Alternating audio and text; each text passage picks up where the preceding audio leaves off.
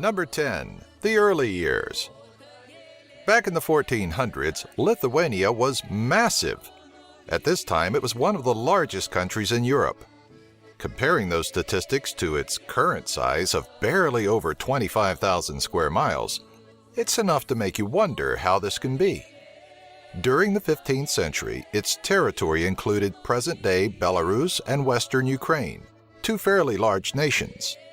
Lithuania and Poland joined forces and created a commonwealth, expanding its colossal borders even more. Its downfall would come years later when it was swallowed up by surrounding European foes. Number 9. Consistency. Of all the numerous European countries dotting its borders, the Lithuanian language is widely considered to have the least amount of substantial changes over the years.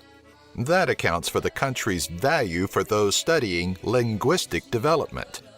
You may find this hard to believe, but Lithuanian is the oldest and longest surviving Indo-European language.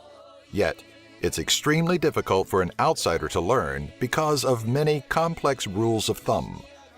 As a Lithuanian, you would refer to your country as Lietuva. Number 8. Close ties. Due to its former close ties with the Soviet Union, Lithuania is extremely multicultural in most parts of the country. This does not hold true for every country because there are most certainly some in the Baltic regions that are much more diverse. Ethnic Lithuanians contribute to about 83.5% of the population. People of Polish descent came in second, making up nearly 7% of the total population, followed by Russia with a mere 1%. The differences between cultures and ethnic groups help to better balance and stimulate the economy and spread tradition from their native countries. Number 7. Basketball. Although James Naismith was credited with inventing basketball in 1891, Lithuanians tell a different story. Nearly every household in the country with children is well accustomed to lacing up their sneakers and hitting the basketball court. This ancient sport has been Lithuania's national pastime since independence. Lithuanians are so good at basketball that many of them have been drafted into the American NBA. Possibly the most famous of which is Arvydas Sabonis, who was later inducted into the Hall of Fame. Number 6. Russification. For some time, Lithuania experienced several periods of almost forced Russification and other attempts that both tried to attack and marginalize their independence. The language spoken and other practices somehow managed to survive, but barely. Everything relating to Lithuania's former sovereign state was acted out in secrecy.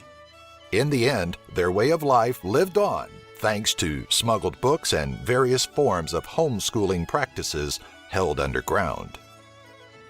Number 5. Folk music. Music has deep roots in Lithuania's past and traditions. Among the various genres, folk seems to be one of the most popular, and this led to the formation of Lithuania's many folk festivals. Mikalojus Čiurlionis was a well-known composer and native to Lithuania. He published over 200 pieces. Lithuania is also home to the premium Zemaitis guitar line, invented by Lithuania's own Tony Zemaitis. Number 4. The Easter Granny. On Easter Sunday, after a morning of fun with family and friends, it's quickly followed by the traditional Easter egg hunt, but with a slight twist to the so-called tradition. In the United States, the eggs are believed to be hidden by the Easter Bunny. But in Lithuania, Easter Granny is in charge. A load of sweet treats is carried on a cart, which is pulled by a tiny horse. Good children will be blessed with a surplus of eggs, while on the other hand, those who have been naughty will receive a single white egg. An interesting point to mention is that if it rains on Easter morning, little children let it pour on their heads to ensure quick growth. Number 3.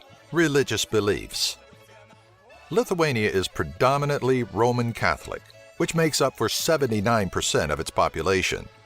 For centuries, these people were persecuted by the Russian government merely because of their religious beliefs.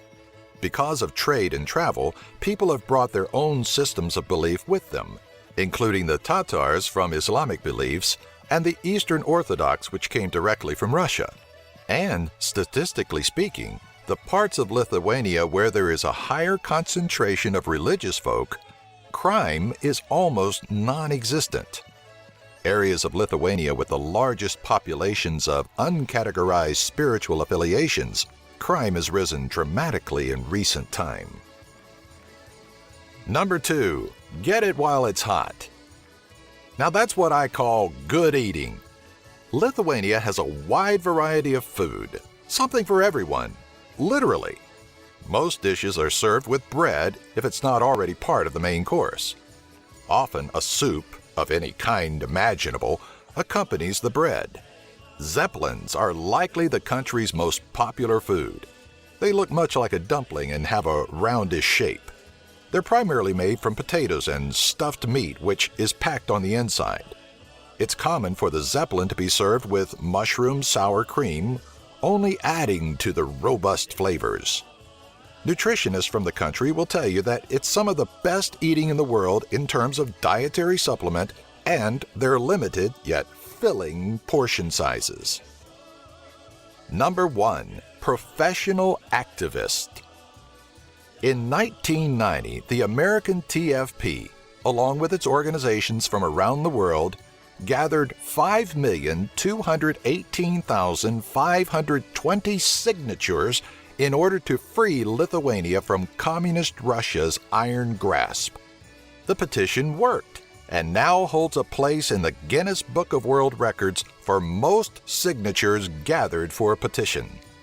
In recent times, Lithuania is considered to be a semi-presidential system of government and is in somewhat good standing economically.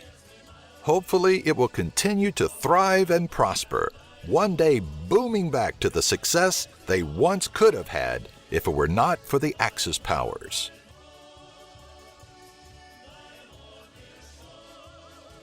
Like these top 10 videos? Subscribe by clicking the annotation here and give our video a like. Have an idea for a future top 10? Leave a comment in the section below.